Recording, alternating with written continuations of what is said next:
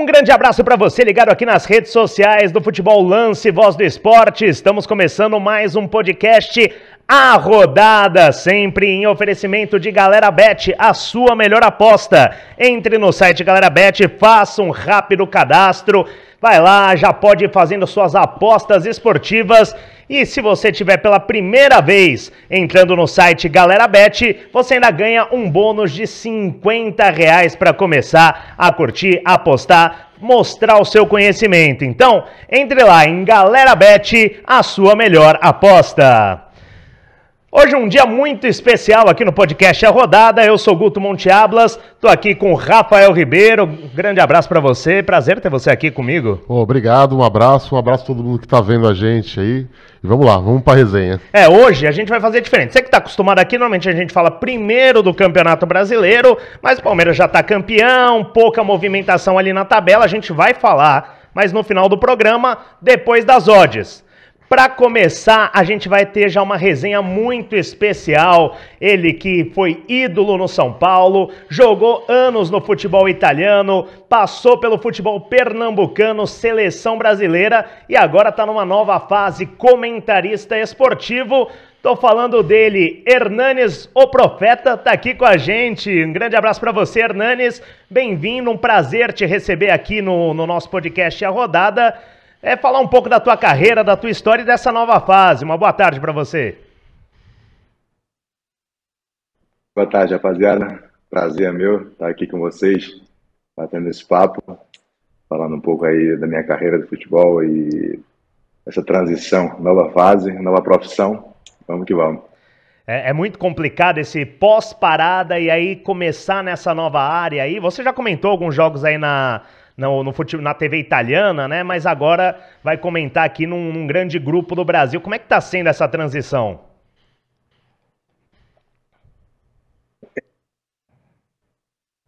Toda transição requer um pouco de reflexão, de preparação. E o que foi legal é que o convite surgiu após eu já ter feito essa estreia aqui na Itália, e foi uma coisa que eu gostei, né?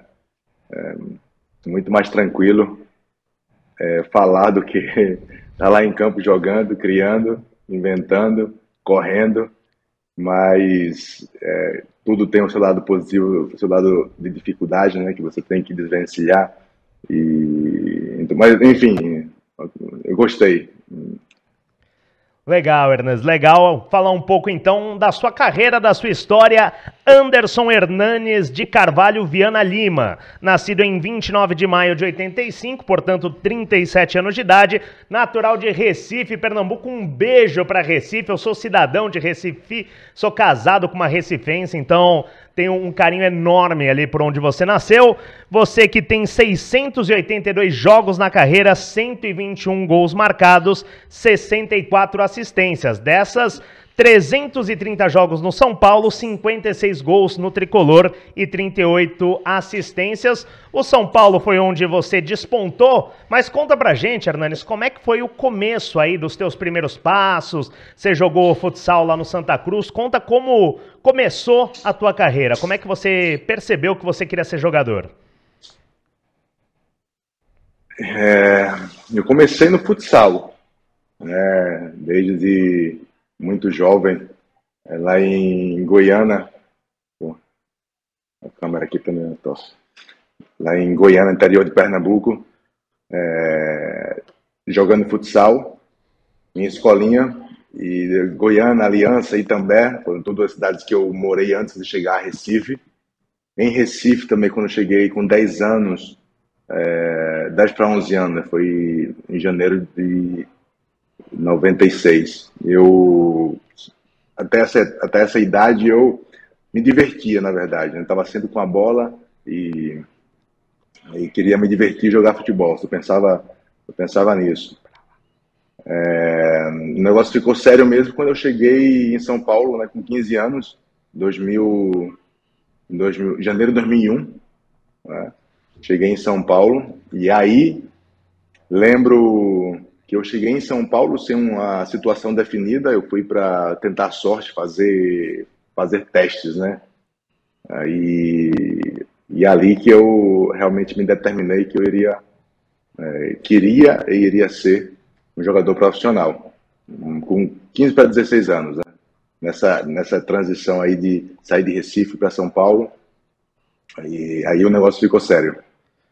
E você começou ali no São Paulo, estourou no São Paulo, numa era pré-Cutia, né? Porque hoje a base de São Paulo é famosa, sempre revelou muita gente, mas hoje é considerada um padrão, um modelo. Como é que era ali o começo na base do São Paulo? Como é que foi ali a tua chegada? Você veio para fazer um teste ou já veio com alguma indicação? Como é que foi esse começo no São Paulo? Não, eu vim para fazer teste. O legal que eu já tinha feito alguns testes, né, em outras. Fui no Corinthians, fui no Santos, fui no Juventus da Moca, na Rua Javari, fiquei um bom tempo lá, mas acabava que não chegava a ser federado pelo clube, né?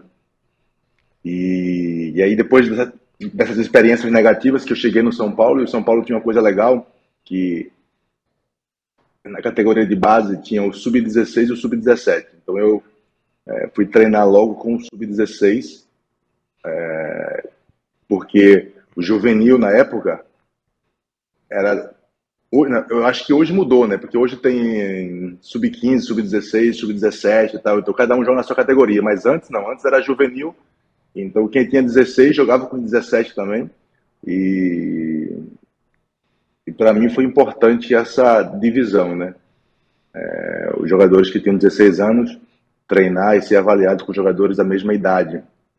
Até porque eu demorei muito para desenvolver a minha parte física, né? Eu era muito magrinho, muito franzino, então sofria um pouco. Então no São Paulo, tendo essa divisão de idade, e também isso tem uma atenção maior, né? Fiquei ali um período de um mês, e o Bruno Petri, até no dia que me aposentei lá no Morumbi, fiz a despedida, ele estava lá, fiz questão de chamar ele, pois foi uma pessoa importante na minha caminhada, e ele que me aprovou. E aí depois, no ano seguinte, eu voltei ao São Paulo, e aí fiz a base toda ali, mas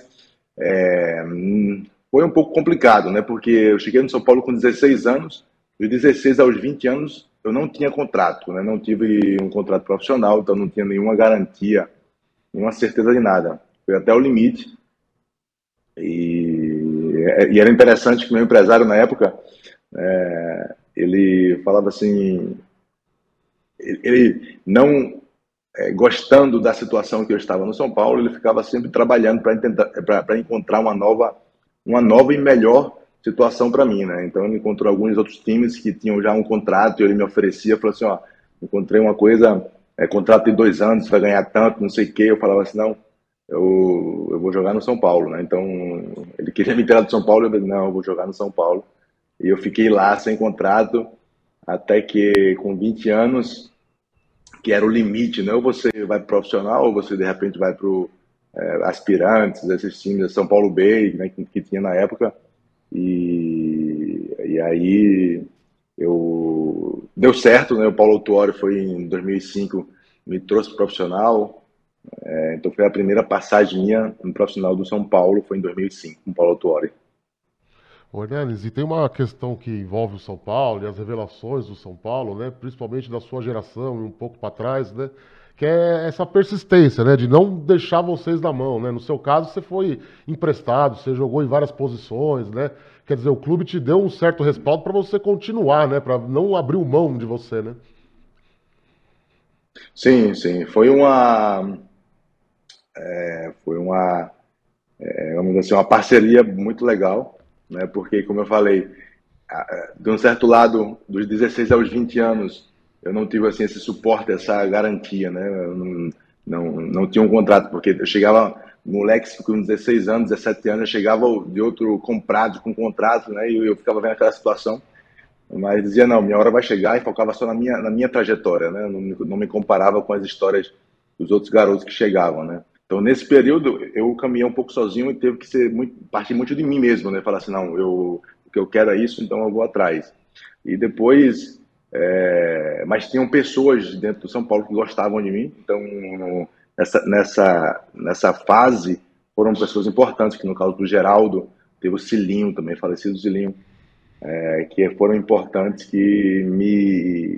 o seu Júlio também é um diretor, eram pessoas que realmente gostavam de mim, apostavam em mim, e, e aí depois realmente fui emprestado, depois da primeira passagem, fui ao Santo André, mas sempre com a monitoragem do São Paulo, depois me trouxeram de volta, foi assim uma coisa bem construída em parceria mesmo. E você fala aí dessa passagem do Santo André, mas antes teve o seu início ali no São Paulo. Vamos ver se minha memória tá boa. Teu primeiro gol com São Paulo foi num São Paulo e Flamengo, no Morumbi, e que naquela partida foi um gol assim, meio de... Você jogou de lateral direito, se não me engano, você corta pro meio e acaba fazendo um gol. Qual que é a tua lembrança daquele momento, daquele primeiro gol profissional? Na verdade, foi o segundo gol. Segundo? O primeiro gol foi contra o Santos na Vila Belmiro, uma rodada antes. O São Paulo naquele ano estava jogando a Libertadores, estava muito bem.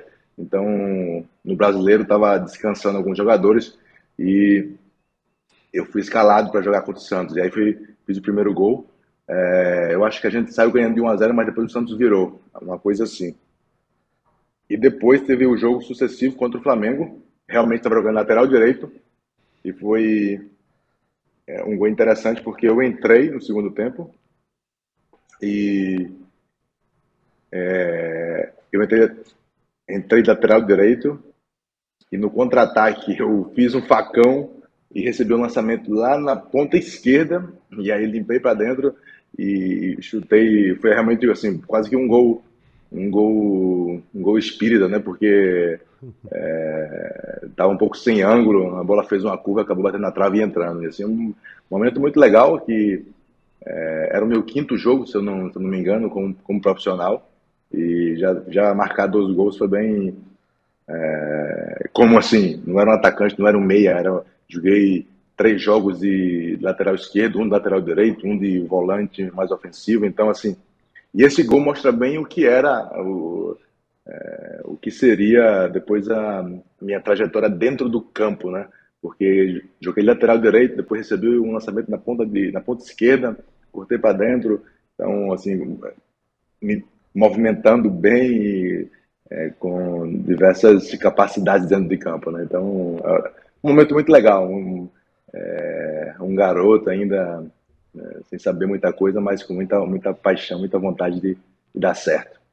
A memória às vezes trai, porque eu tava nesse jogo, eu tava trabalhando nesse São Paulo e Flamengo, eu tinha a impressão de ser o primeiro, foi um jogo que até o Júnior Baiano jogava no Flamengo, fez um gol contra por Isso, cobertura, eu lembro bem isso desse mesmo. jogo.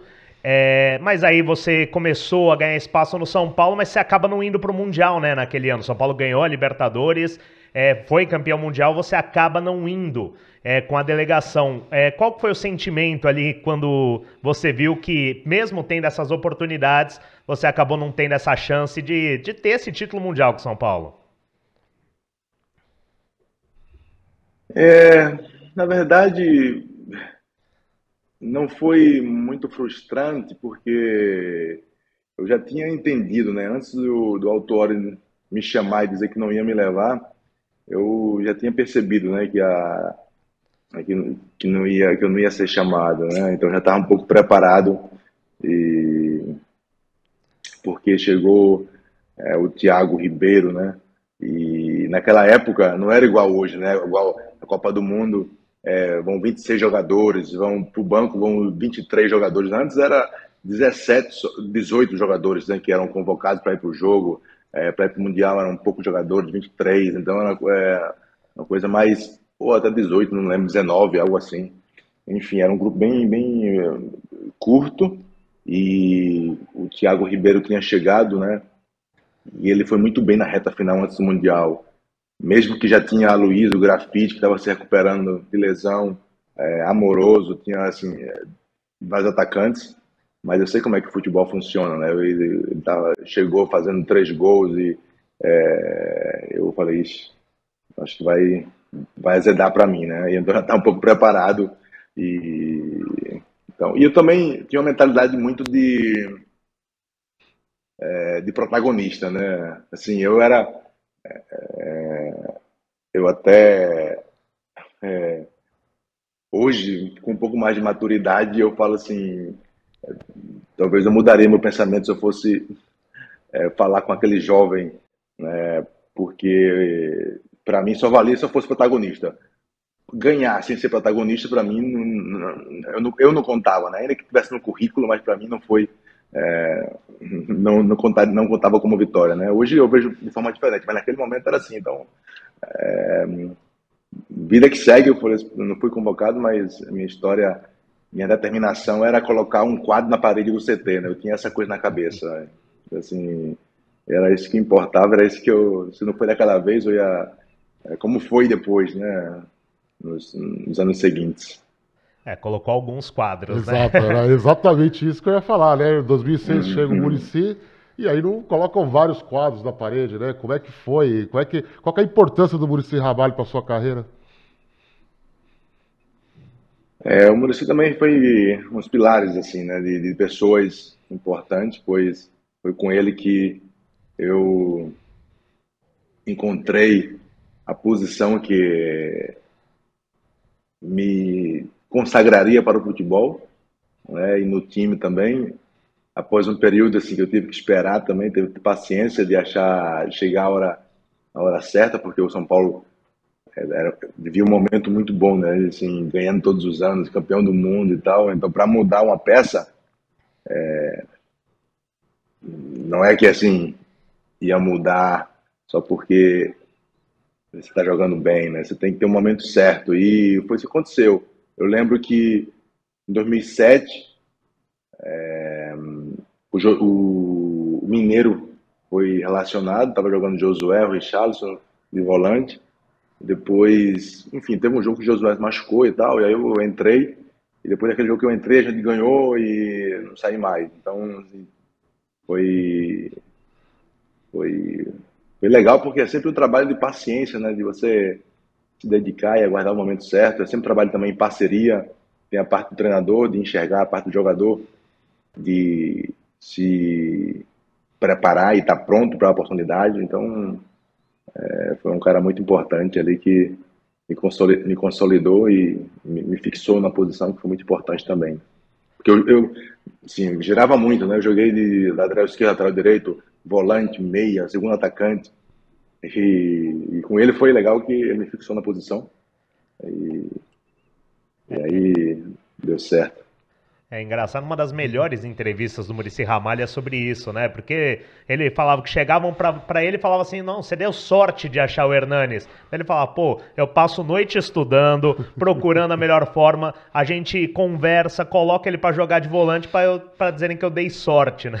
E realmente foi sorte do São Paulo em que você estava ali naquele elenco com um técnico que nem o Muricy Ramalho e você acaba conseguindo, como titular, aquele bicampeonato brasileiro, né? No primeiro ano com o Josué, no segundo com o Richarlison.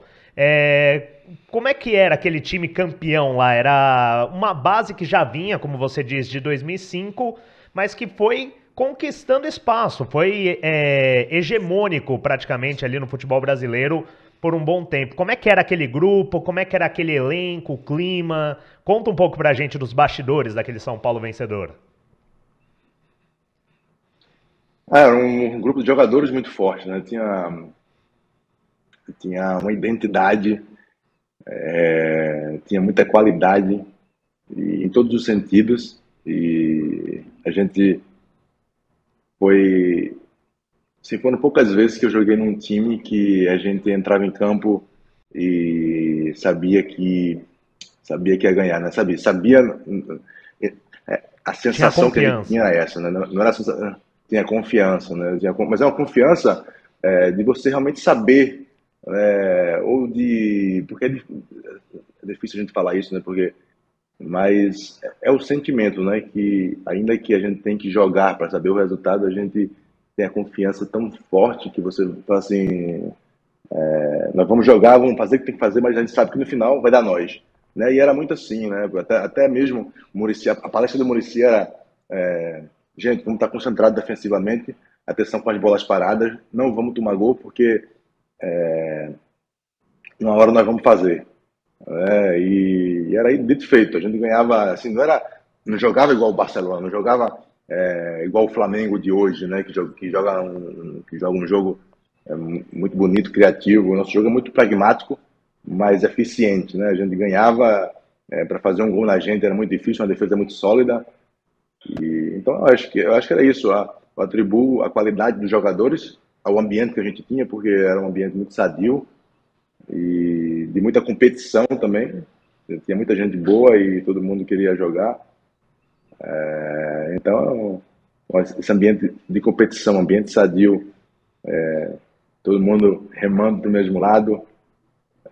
E aí, como dizia o Muricy, não toma gol que a gente uma hora vai fazer. E era isso que acontecia.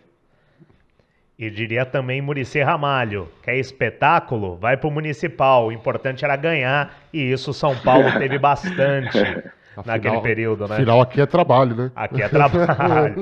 E conta assim, quando eu falei pro torcedor do São Paulo que a gente ia entrevistar você, ele perguntar assim, não, conta uma resenha, uma história daquele São Paulo ali, dos bastidores, daquelas que dá pra contar, lógico, pra mostrar um pouco como era aquele ambiente.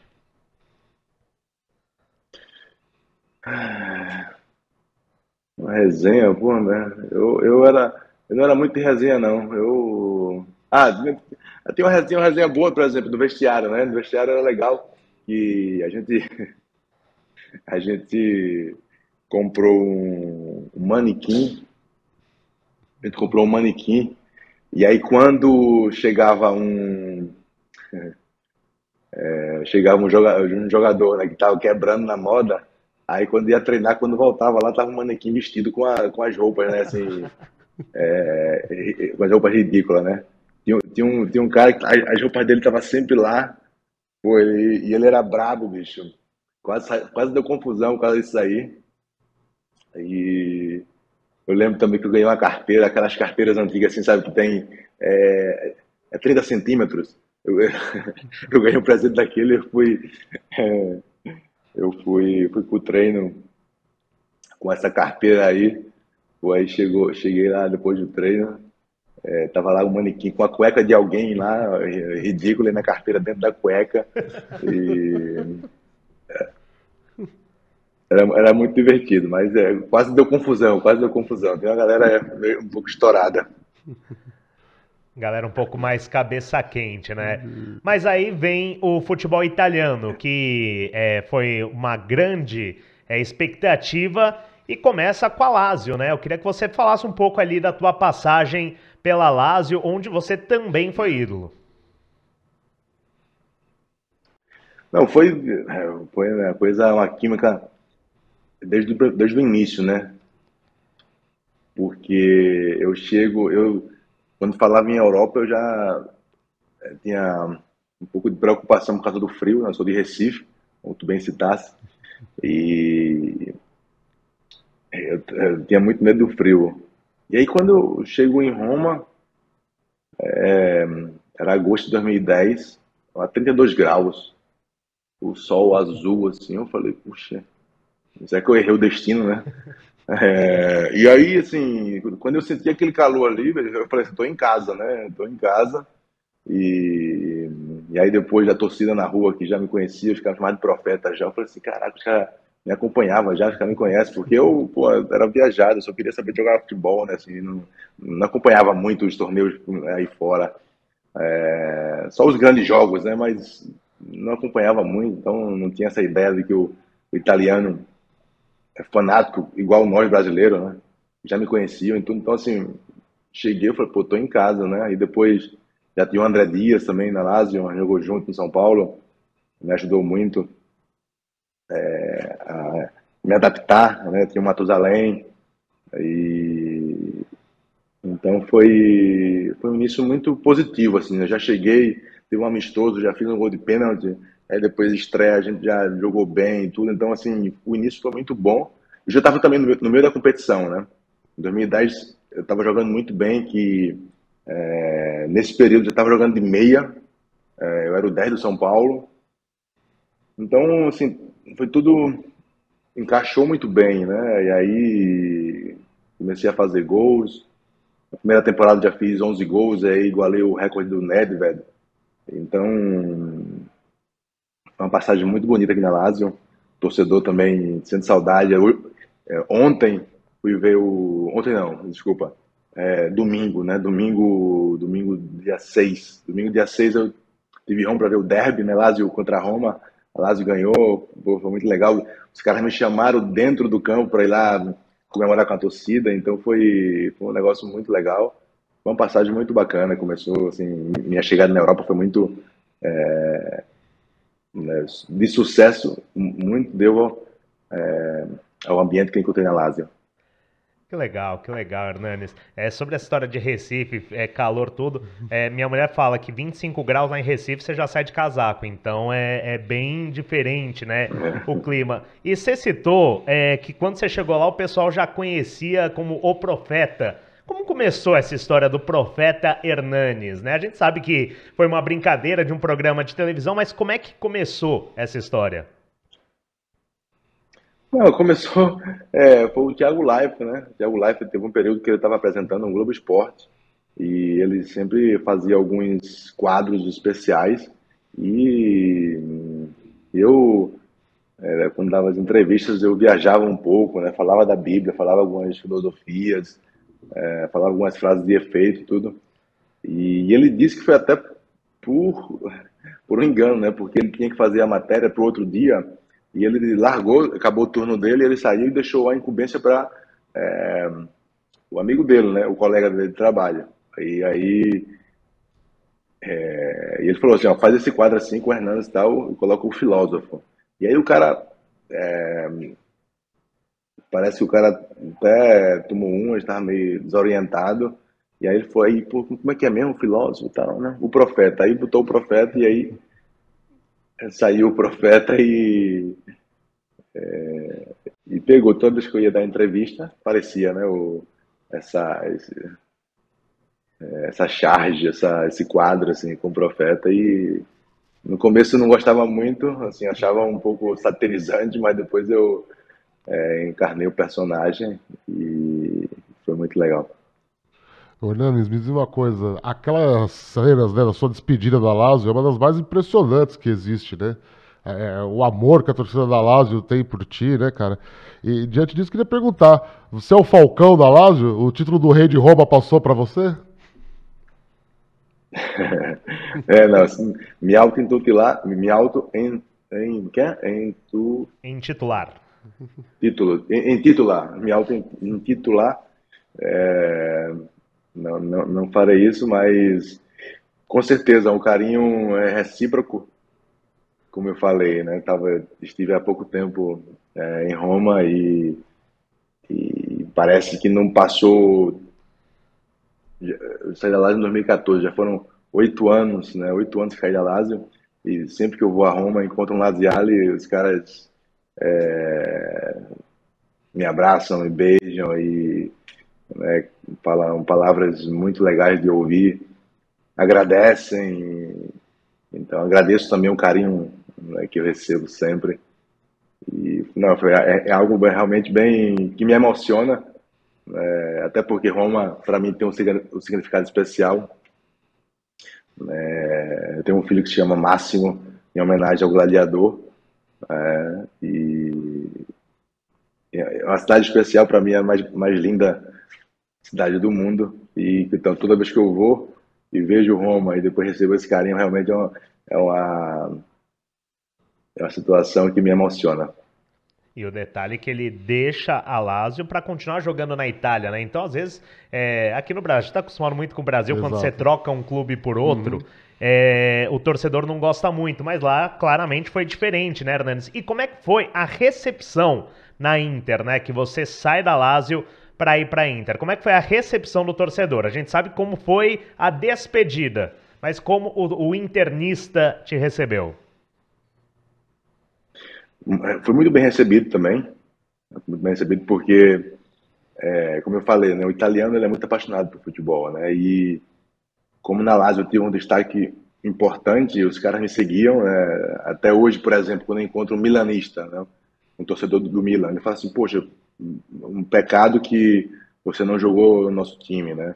Então os caras têm essa sensação de que uma hora ou outra, porque querendo ou não, no nível que a gente está hoje, a Juventus, a Inter e o Milan são assim os times mais poderosos economicamente aqui da Itália, né? E quando você tem um destaque até mesmo na Roma, ou na Lazio, como eu tive, é um pouco natural. Muitos jogadores fizeram essa etapa, né?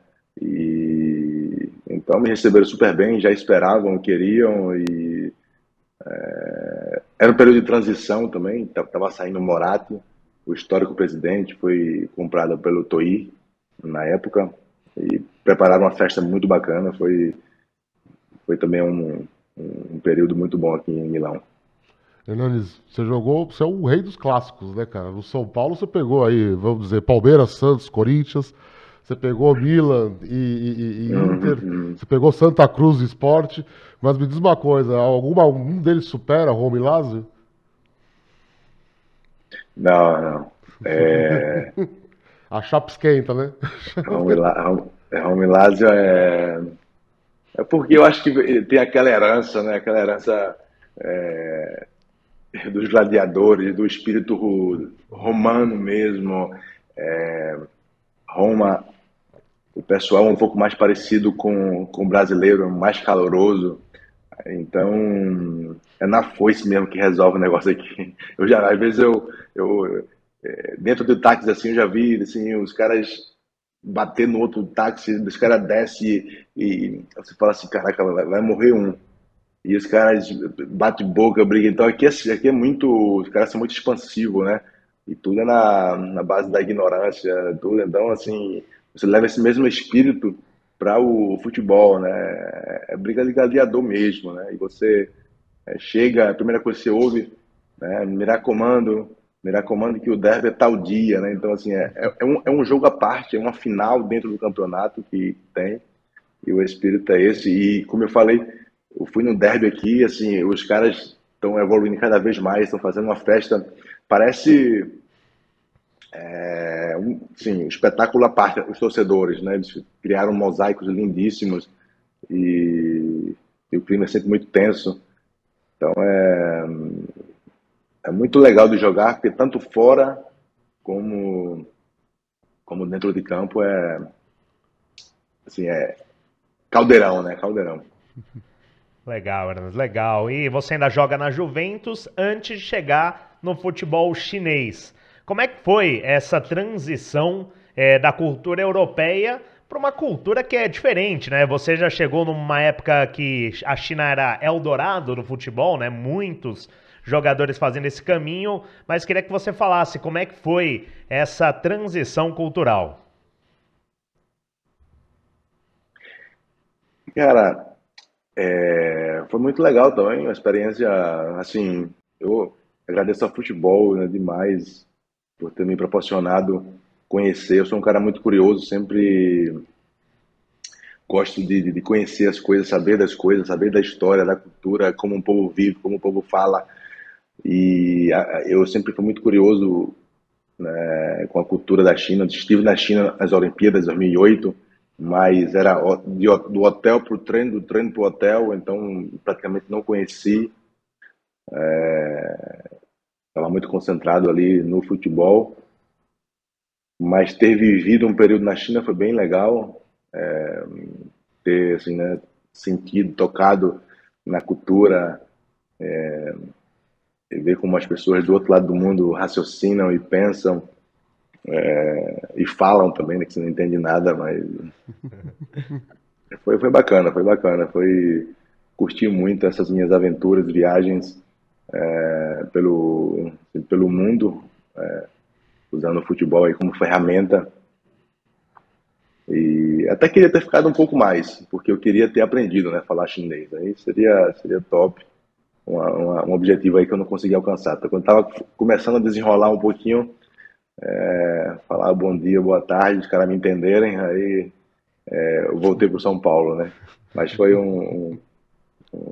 uma parênteses aí na minha carreira que foi muito legal. E uma coisa que a gente adora aqui, que quando fala, principalmente no futebol chinês, às vezes da Tailândia, tudo, conta um pouco pra gente, Hernandes, sobre os perrengues dessa nova cultura, porque a gente sabe que é bem diferente. Conta aí uma história, algum perrengue que você tenha passado aí na chegada da China nessa mudança cultural. É, não foi bem um perrengue, né? Mas eu, quando você vai pegar um táxi, lá os táxis, os caras me falaram, né, assim, leva, eles só entendem chinês, né? Então não adianta você falar inglês ou alguma coisa que eles não entendem. E, e eu fui escrevi, né, o endereço, né, pedi porque a tradutora, a gente tinha sempre andava sempre com tradutora, né? Eu pedi para ela qual era o endereço, ela mandou mensagem no WeChat, né, que é o WhatsApp lá da China, e eu fui e mostrei pro cara, né, a mensagem. Aí o cara foi assim, agressivo, assim, né? Não, não, falando assim, xingando. Eu falei, não, mas tá aqui o endereço, mostrando pra ele, não, tá aqui, ó, aqui o endereço, é só levar aqui, ó. Aí ele, pô, depois de uns 5 minutos, ele abriu a porta do carro, né? E eu falei assim, não, não, não, não, vai embora, né? E aí eu desci e, enfim, tentei várias vezes pegar um táxi e não conseguia, né? E só é que eu entendi, porque assim, eles não entendem. Porque lá na China tem um caractere, né, que eles escrevem, aquele desenho que a gente não sabe o que é, e depois tem o alfabeto que eles transliteram do jeito que eles escrevem, né? Então o taxista ele não entende nem a transliteração, ele só entende o caractere, né? Então eu não sabia escrever o caractere, então, para pegar um táxi lá era difícil, eu não conseguia. Né? Foi assim, primeira. Fiquei na rua, praticamente na rua, assim, sem saber o que fazer, para onde ir, porque eu não conseguia pegar um táxi. Né? Então, a dificuldade linguística inicial foi uma barreira que enfim, tive que enfrentar e passar por ela. E você é um cara chato pra comer, Hernandes? É, sim, assim, não, por exemplo, teve um amigo meu que ele foi fisioterapeuta, né, que ele foi trabalhar comigo lá na China, e ele já é um cara que, sim, tem mais facilidade para experimentar coisas, e ele chegava lá, a gente chegava no café da manhã parece, no hotel, né, parece assim, um banquete de um príncipe, mas tem de tudo que você puder imaginar, tem, né, todo tipo de comida, terra, mar, todo tipo. E ele experimentava de tudo, né? Estrela do mar, tem umas coisas estranhas assim que ele ia e encarava mesmo. E eu não, eu já sou mais restrito, né? O feijão com arroz, né? Assim, no caso, coisa simples, né? E a coisa o que aconteceu comigo foi que após 7 anos aqui na Itália, né? Já acostumado a comer aqui na Itália que os caras são chato ao quadrado para comer, né? Você acaba um pouco adquirindo essa cultura, né? De saber a temperatura, o tempo de cozimento das coisas e tal. Então, é a consistência, né? E é uma coisa que, para mim, era muito difícil quando eu estava concentrado, chegava o buffet lá e assim, tinha muitas coisas, muitas opções. Eu não conseguia comer nada, somente um arroz, né, branco, assim, com a carne, né? Mas a massa eu não conseguia comer porque como eu estava falando, né? Fiquei mais frescurento ainda depois de morar na Itália, que assim, lá na Itália, lá não, aqui na Itália, que eu tô aqui na Itália, a pasta nunca espera por você, né? Não tem como você ir aqui na Itália ir num lugar e ter lá a pasta já assim, servida no buffet para você servir. Isso aí não existe, né? Você tá na mesa, aí quando você tá na mesa, a pasta vem e chega quentinha, cozida, ao dente. E aí eu chegava nas concentrações lá na China para comer. a pasta estava extra cozida. Tava meia hora lá no buffet. Que eu só de ver aquilo ali, eu falava, já vinha uma ânsia, eu falava assim, eita, esse arrozinho aqui branco. Mais Então seguro. foi mais seguro e também era o que dava para comer, né? Realmente eu para comer sou um pouco frescurento. Sabemos que o Hernanes não comeu aqueles espetos, né? Não, aquele espeto de escorpião, essas Não, coisas já não, não. sabemos que Aí, passou. Hernanes, vou aproveitar agora a sua nova nada. empreitada. Vou pedir sua opinião como comentarista, né? Como que você tá vendo esse São Paulo do Rogério Ceni? Como que você tá vendo esse trabalho do Rogério Ceni? E agora, que até tá lá o Muricy junto com ele, né? Como que você vê esse São Paulo atual? Eu vejo um São Paulo muito jovem, né? Eu acho que é um São Paulo muito jovem e acredito que o Rogério fez um bom trabalho. Faltou um título para, né, coroar o trabalho, mas chegou a final do Paulistão, a semifinal da Copa do Brasil, perdeu para o Flamengo. Flamengo hoje, Flamengo e Palmeiras realmente são assim, só o atleta que pode combater ali, mas os caras estão sobrando, né, muito. E o São Paulo um time muito jovem, né, com boas qualidades, mas muito jovem. Então, acho que o Rogério fez um bom trabalho durante todo o ano. Achei muito legal também ele ter sido mantido, não ter, assim, porque geralmente, né, acontece uma derrotinha, uma eliminação, aí já querem tirar o treinador. Isso é muito maléfico para o time, né? E, além do mais, sabendo das capacidades do treinador, da pessoa. E então, eu acredito que o Rogério, tanto o Rogério como o São Paulo acertaram assim, conseguir manter por uma temporada. E torço e acredito que ano que vem ele consiga aí arrancar um título, ganhar um título com o São Paulo, que vai ser importante para ele, vai ser importante também para o torcedor, e essa para fechar essa química aí que o Rogério tem com todos nós São Paulinos. E falando até do São Paulo, né? 2017, segundo ano sem Rogério, e sendo que ele começou aquela temporada como técnico, né? Ele começa ali como treinador, depois ele sai, o São Paulo ameaçado do rebaixamento. Você chega num momento complicado e ajuda o time, muitos consideram que você salva o time do rebaixamento. Eu queria que você falasse como é que foi essa volta, como é que foi enfrentar essa situação bem diferente do que você enfrentava no São Paulo quando você saiu. E é uma curiosidade, né? Porque eu estava na Juventus em dezembro de 2016, perto ali do final do ano, o Rogério me manda uma mensagem. A gente se fala no telefone, né, ele perguntando como estava a minha situação, se eu não queria, né, ele ia assumir, já tinha assumido, e estava montando o time, e contava comigo, né, queria contar comigo, e eu falei, pô, Rogério, ainda não, quero, não pretendo voltar ainda, eu tô aqui na Juventus e quero jogar a Champions League aqui e tal, e eu sei que dias depois, né, eu fiquei fora da lista para as oitavas de finais da Champions, aí eu falei assim, aqui eu não fico mais, né, assim, aí me irritei, assim, com a situação, porque o Alegre estava me colocando na posição, né, que eu pedia para ele, não, deixa eu jogar na minha posição, jogar na minha posição, e ele fala, não, você está muito bem na nova posição, aquele de primeiro volante, uma posição que na Itália aqui é muito utilizada, e enfim, ele nem deixava jogar na minha posição, nem me colocava, e depois, na hora de fazer a lista, me tirou ainda. Então, aquilo me desmotivou muito e foi dias depois, né? Aí, dias depois também apareceu a proposta da China e eu optei por ir para a China. Então, teve essa curiosidade, né? Que a gente, por pouco, ele não foi meu treinador. Falando disto, você tá falando isso por quê? Porque. Como é que foi essa volta, Do né? rebaixamento. Isso, a volta. Não, uma situação realmente complicada. Eu demorei um pouco até entender, né? Porque quando eu saí do São Paulo era exemplo de organização, de planejamento, de estrutura.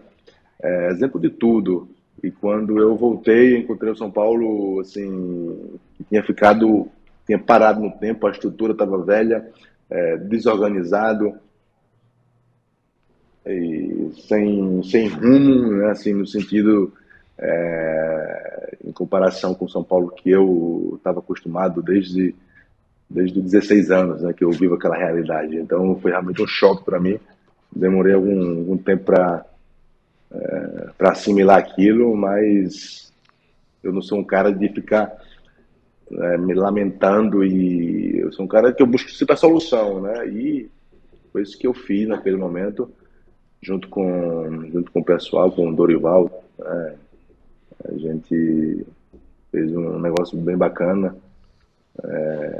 conseguimos salvar, que era o objetivo principal, e foi muito produtivo aquele momento. A gente conseguiu, né, realmente manter o São Paulo na Série A, e é um dos poucos clubes aí que não tiveram nenhum rebaixamento no currículo. Isso é gratificante.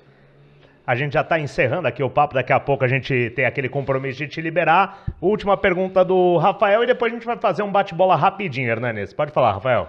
Hernandes, projetando já essa sua nova função, né? Você vai voltar a fazer uma tabelinha ali, o meio-campo com o Richarlison. Como que vai ser, cara? Verdade. Não, eu acho que vai dar super certo. Eu vi que é um cara muito fácil de conviver, né? A gente conviveu esse período dentro de campo, mas fora de campo também a gente conversava, dialogava, tínhamos visões de mundo parecidas, então vai ser bem legal reencontrá-lo, porque desde aquele tempo não me lembro de tê-lo encontrado por aí, então vai ser um momento, uma ocasião para nos vermos e trabalharmos juntos de novo, e tenho certeza que vai ser muito bom. Legal, legal, Hernandes. Vamos fazer um bate-bola rapidinho. Eu não sou Marília Gabriela, nem Rafael Sgrilles, mas quero tentar. Você responde pra gente ali a primeira coisa que vier na tua cabeça rapidinho pra te liberar. Melhor técnico que você trabalhou?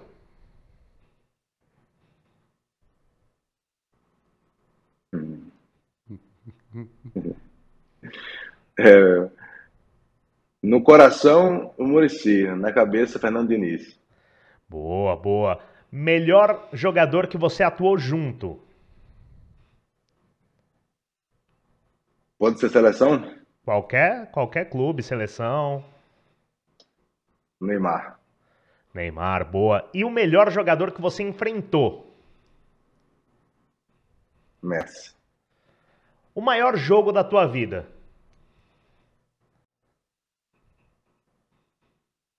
Vai ser boa.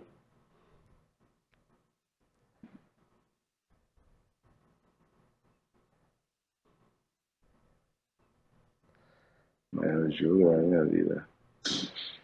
Eu diria final da Copa Itália, Lazio e Roma. Boa, boa. Algum arrependimento, algo que você mudaria na sua carreira?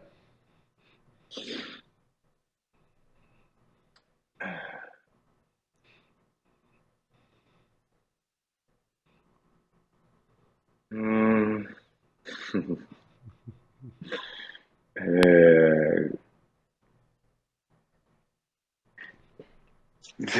cara, teve coisas que eu não sou contente de ter feito, mas você entende que nem tudo são flores, né?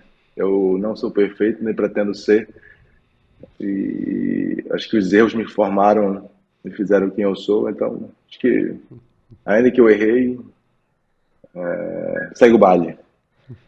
O gol mais marcante, aquele que você repõe na sua cabeça toda hora?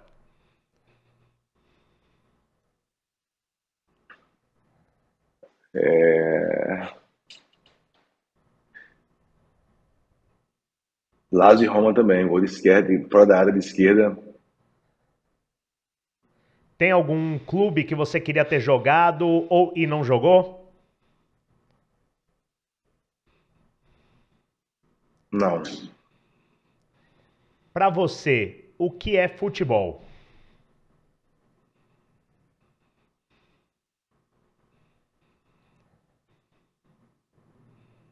Quase minha vida todinha. Quase. E pro Hernanes, o que é a família?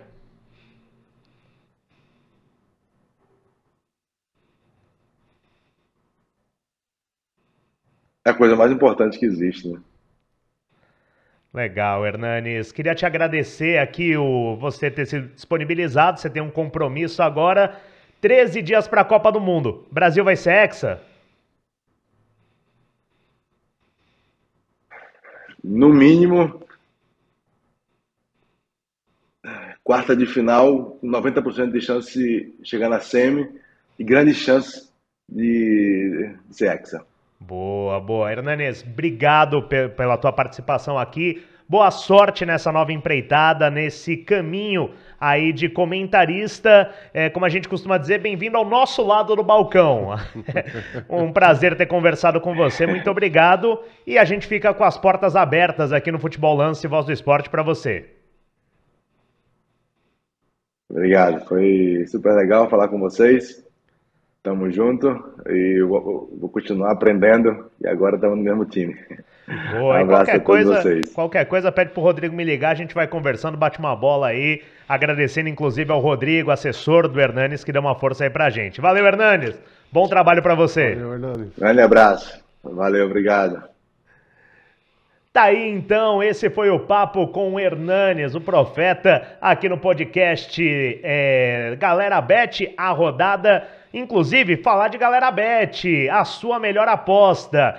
Você entra no site da Galera Bet, faz um cadastro rapidinho e já tá pronto ali para começar suas apostas e mostrar ali para todo mundo que você manja de futebol e ainda ganha um troquinho com isso. E se você tiver pela primeira vez ali no site do Galera Bet, você ainda pode ganhar um bônus de R$50 para já sair apostando. Ah, quer mais moleza que isso? Vai lá, Galera Bet, a sua melhor aposta. Rafael, agora eu e você para falar um pouco do Campeonato Brasileiro, né? Eu vou pedir para a galera colocar os jogos da rodada que encerrou agora há pouco, né? Que teve Atlético Mineiro e Botafogo, ainda tá no final. Vamos ver os jogos da rodada do Campeonato Brasileiro na tela para você. Tá aí alguns gols, né? Os gols de Ceará, na realidade o gol do Yuri Alberto contra o Ceará. Um jogo difícil para o Corinthians, né? Mesmo jogando em casa, consegue um resultado que é importante nessa briga pela vaga direta da Libertadores. Exatamente, Corinthians caminhando para a vaga da Libertadores e Ceará caminhando para a Série B. Tá aí mais uma partida entre Flamengo e Curitiba, 1-0 para o Curitiba. Já o duelo do campeão brasileiro contra o Cuiabá, Jonathan Cafu, quem diria, marcando o gol no Palmeiras, abriu o placar o Cuiabá. Já na reta final, o Lopes vai lá e empata para o time do Palmeiras. Normal, né? Um tropeço pós-título, né? O Dourado veio complicando a vida do Palmeiras ultimamente, né? E o Dourado ainda brigando, né? Contra o rebaixamento, então foi com tudo o Palmeiras ainda naquela ressaca pós-título. O jogo que abriu a rodada, golaço do Luciano, parecia que o São Paulo ia, né? Teve até os memes na internet comparando aquela brincadeira que o Diniz fez com o Luciano na época do São Paulo. E aí o artilheiro do Brasileirão, né? O cara do Brasil marcou 3 vezes e decidiu. O São Paulo que vive um momento complicado nessa busca pela Libertadores. Complicado demais, né? Perdendo pontos importantes, foi uma derrota cachapante, difícil a situação do tricolor. Tá aí, ó, esse é o segundo gol do Germancano, artilheiro máximo do Campeonato Brasileiro. Ele ainda teve tempo de marcar o terceiro gol, tava ali tranquilo sem marcação. Boa partida do Ganso, né? Que a galera do São Paulo tá pedindo de volta. O São Paulo tá doido, tá namorando o Ganso, mas tá difícil a negociação. E o Cano fede a gol, né? Fede a gol. Aí, Atlético Goianiense e Fortaleza. O primeiro gol foi ali do Atlético Goianiense, posição legal, cabeceio certinho. Agora, liga pro Ibama, porque o Rômulo Otero bateu uma falta. Foi lá, ó, Coruja tava dormindo, acertou, conseguiu o gol, empate que corta um pouco ali a reação do Fortaleza em busca da Libertadores. Vitória também do Goiás e do Internacional contra o Atlético Paranaense. Vitória importante nessa briga pelo topo da tabela, é garantir matematicamente o segundo lugar. Tá aí mais o primeiro gol do Inter, vindo mais um. A jogada trabalhada, a entrada da área, a batida bem feita lá no canto inapelável. O Atlético que ainda está um pouco de ressaca da derrota da Libertadores, Pois né? é, e precisa começar a reagir, porque senão pode perder a vaga para Libertadores, né? E aí o jogo do time que agora está entrando na zona de classificação da Libertadores, o América Mineiro contra o Bragantino. O América saiu na frente, o Bragantino empatou com o Luan Cândido batendo pênalti, mas depois só deu a América, né? Bom trabalho do Mancini também. Ótimo trabalho do Mancini, o América é um excelente time montado, só que o placar assustou um pouco, né? Foi surpreendente um pouco, né? Exatamente, aí para fechar o resultado, o gol de pênalti da equipe do América Mineiro. Não, na realidade ele era o terceiro, agora sim o quarto gol que define a vitória do América Mineiro contra a equipe do Bragantino. Mais jogos do futebol brasileiro. Ali o lance em revisão em Avaí Santos. O pênalti marcado logo no início da partida, né? Pênalti claro. E aí o Marcos Leonardo, o nome do Santos nesse campeonato, faz de pênalti.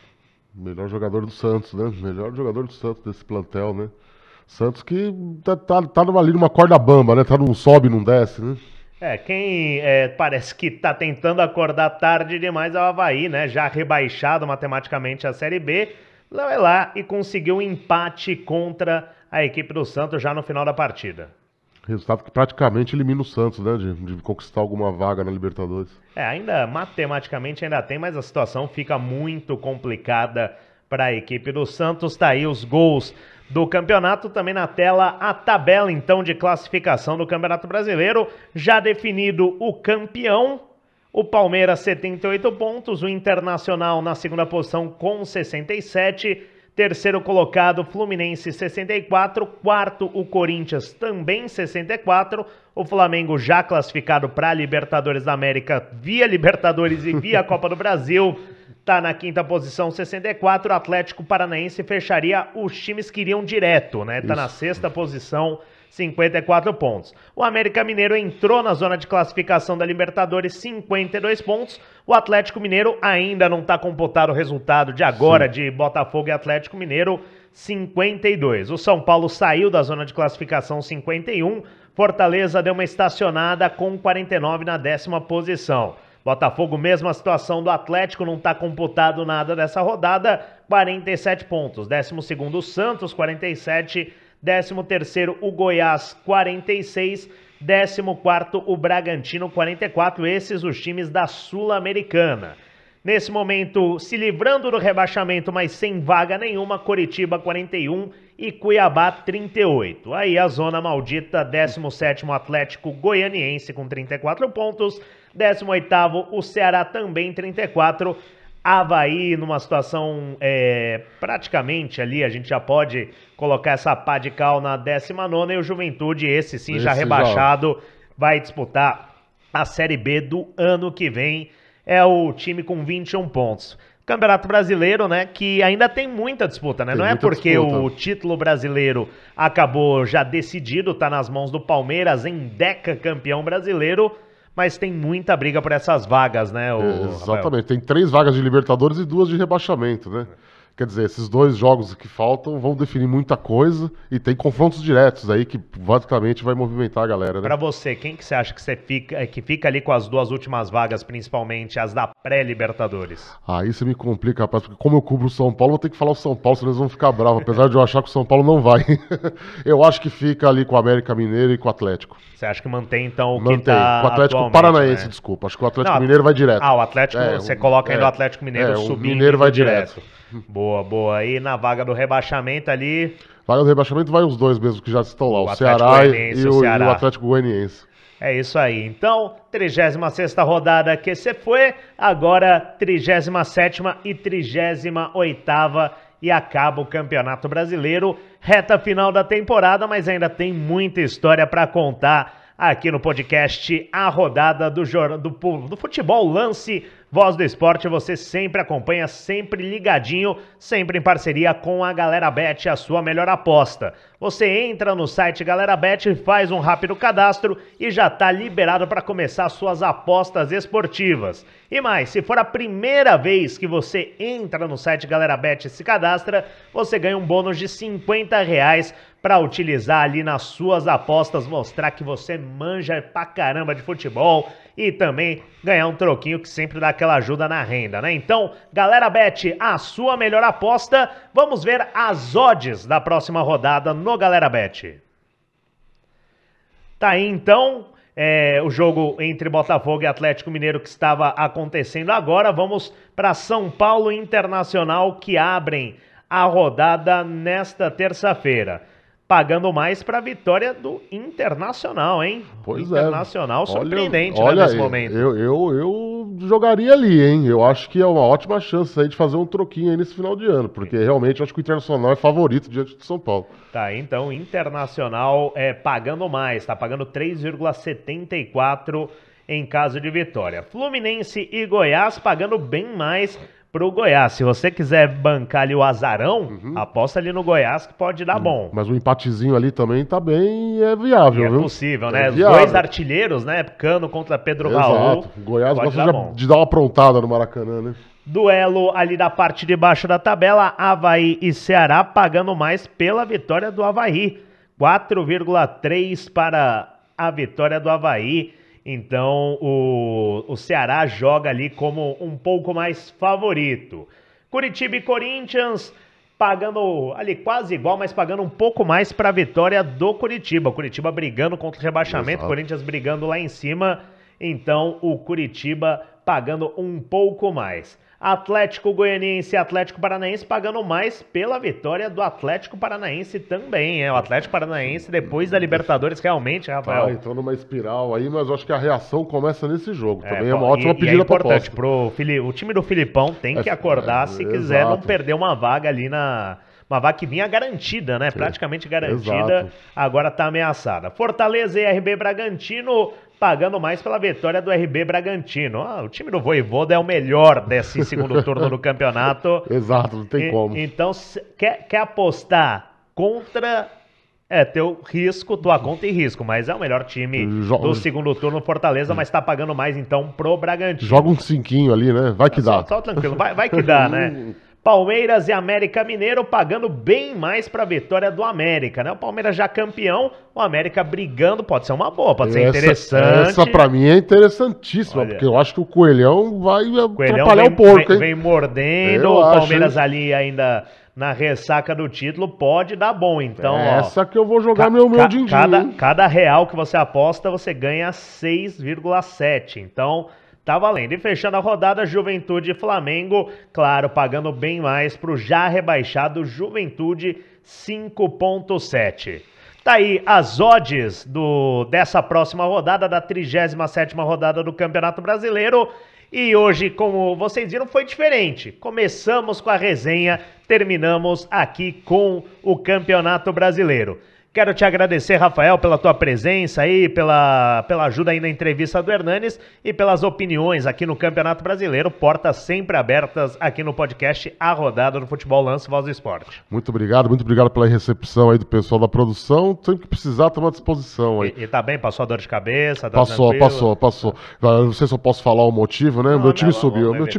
Mas tem um cafezinho te esperando ali na sala da produção. A gente vai tomar. Certeza, hein? Inclusive fazer nosso brinde tão tradicional aqui no final. Tá acabando o Brasileirão. Vindo Copa por aí. Vem Copa, 13 dias pra Copa do Mundo, galera. Vamos acompanhar e torcer pelo Hexa do Brasil. Então, agradecendo quem acompanhou o podcast A Rodada do Futebol Lance Voz do Esporte. Sempre depois das rodadas do Campeonato Brasileiro.